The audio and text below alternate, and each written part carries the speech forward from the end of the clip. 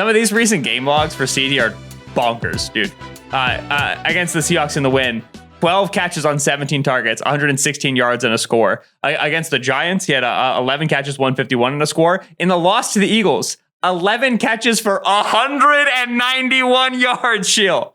12 catches, 158 a week before against the Rams. He has, in his last 6 games, 4 of over 100 receiving yards. Now he's going up against an Eagles team that by establish the runs numbers, no defense gives receivers a greater boost in their production than playing the Philadelphia Eagles. You're usually at a pass-heavy script, right? Because the Eagles defensive or offensive are going to put points on you. They're often able to get a lead on you. And then while they have good outside corners in Darius Slay and James Bradbury, they ask those guys to solve a ton of problems for them. They live on islands. They're allowed to freelance and be aggressive.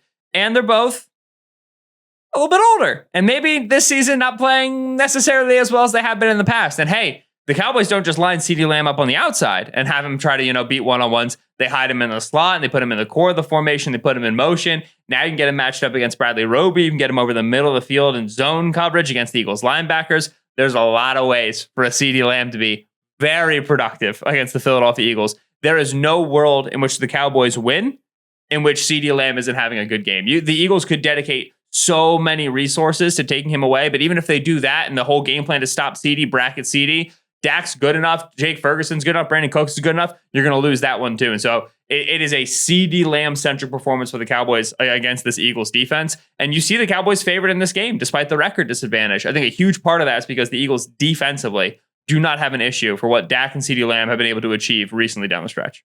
Yeah, moving him around it's opened so much up for them. The way they're using him, the way they're funneling targets his way, and the volume he's seeing. That first game against the Eagles tried a lot of different things. I mean, some of them were not the wisest. That they had safeties matched up with him one-on-one at times. They had Eli Ricks matched up with him one-on-one at times. They doubled him at times. But yes, Slay and Bradbury are not guys typically, not never, but Slay specifically, they're not going to follow him into the slot and just play man coverage on him for a bulk of this game. So the Cowboys are going to be able to generate some of those matchups. And yeah, it's a huge concern for the Eagles defense, and to get him the ball. Also, that matchup up front, I think, is huge. That Cowboys offensive line is playing awesome right now. I mean, both guards are at an all-pro level. Tyron Smith is having kind of a throwback year when he's been healthy and on the field. He was awesome in that first game against the Eagles. And then I think this Eagles pass rush is wearing down. They had a guy, Josh Sweat has already played more snaps this year than he played all of last year.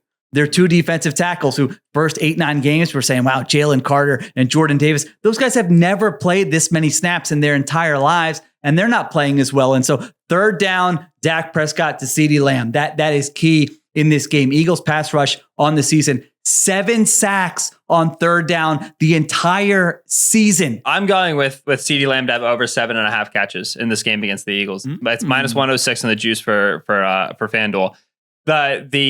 Like I said, CeeDee Lamb over his last 6 games has had at least 14 catches.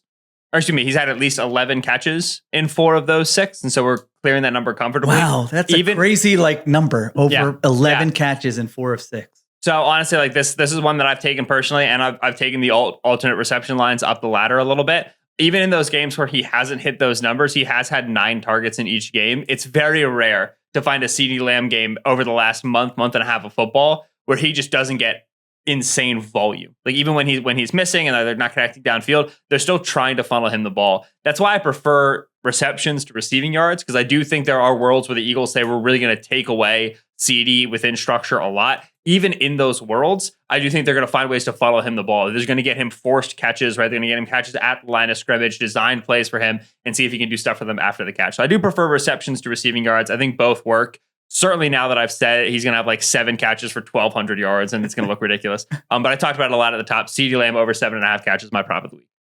Yeah, they're really doing a good job of making it hard to just hone in on him and take him out of the game with the way they're using him. So they deserve credit for doing that. All right.